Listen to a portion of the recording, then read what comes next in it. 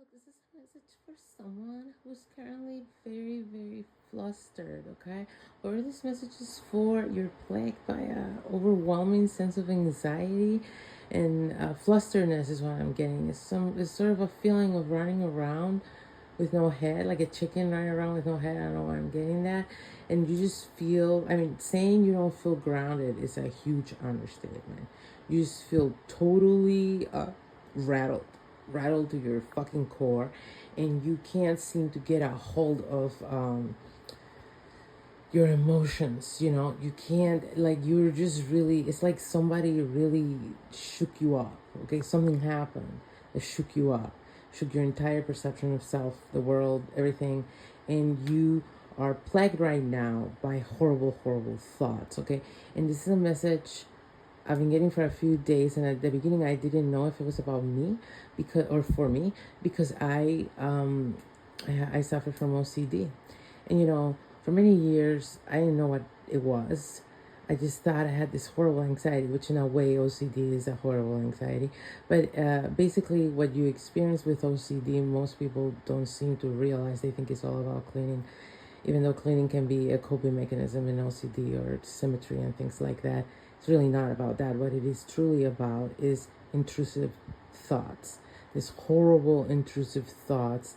They're very like hostile takeover of your mind type thoughts, and they try to panic you. Okay, and they will be very far-fetched extreme thoughts. Okay, so different people deal with different things. I guess one common thing for me is the constant fear that everyone's gonna die that I care about randomly at any moment. Okay, um interesting, since I see dead people.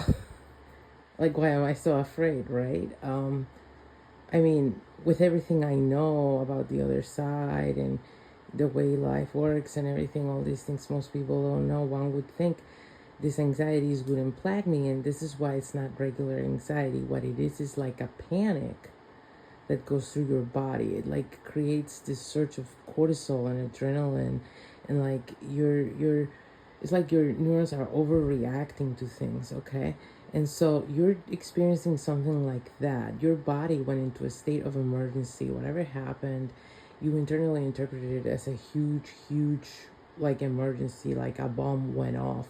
And it's like you were predicting massive destruction. It's like you went into a shelter and you're predicting when you'll come out, there'll be massive destruction to your, I guess, to things that are dear to you somehow, very important to your emotional integrity and well-being.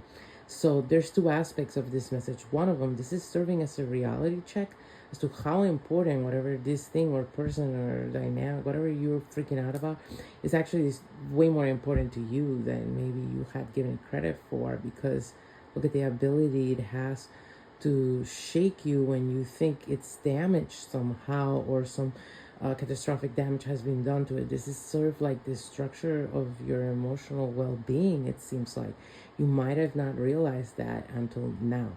Now, the other aspect of this is every prediction you're making from the bunker in your consciousness of what is going to be like out there when you come out, and you assess the damages of what happened, it's really off. Okay, your assessments and your predictions couldn't be more wrong, simply because you are so freaked out and so flooded with adrenaline and cortisol that your critical mind is not activated. Okay, when we have certain levels of cortisol, we don't have proper access to our frontal cortex. Is that how it's called? Yeah, I think so. And so our ability to think critically actually becomes impaired. Okay, when you're in a state of extreme stress and or distress. Okay, so that's what you're going through. You can't really assess clearly what is gonna be the consequences of whatever happened. You won't be able to deal with it in a normal way for you until you calm down. Okay, so your number one priority should be to calm down. Only from a calm place will you be able to get out there and assess the real damage and get to work. The situation is probably not near anywhere as bad as you think it is. It's just you are shaken to your core. Something happened that is like it flipped your whole world upside down. Maybe some assumptions that you were operating from were totally dismantled.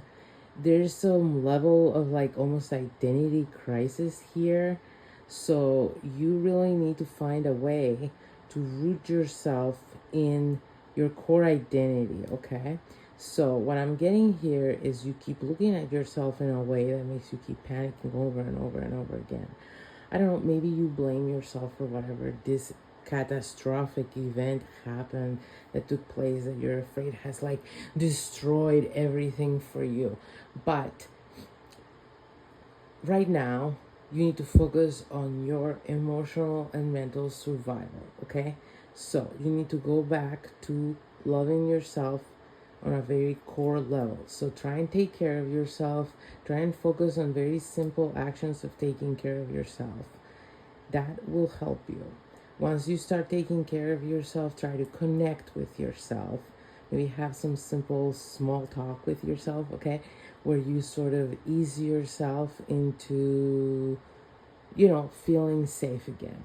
Once you're feeling safe again, you will immediately notice, because there will be a shift on how you're even looking at this event, supposed catastrophic event, and you will start to be able to see more options, or even just the fact that you don't know, you'll be able to see it from a place that doesn't feel as, gloom and like doom. Okay, I'm getting something about you right now, just feel totally panicked and like a sense of doom. So you need to neutralize this doom feeling. Doom feelings can be catastrophic indeed in someone's mental health. And so you might be projecting that outwards, thinking that the event that happened that caused all this anxiety is the doom, when in reality, the doom is the anxiety itself. Okay? So hopefully this was helpful.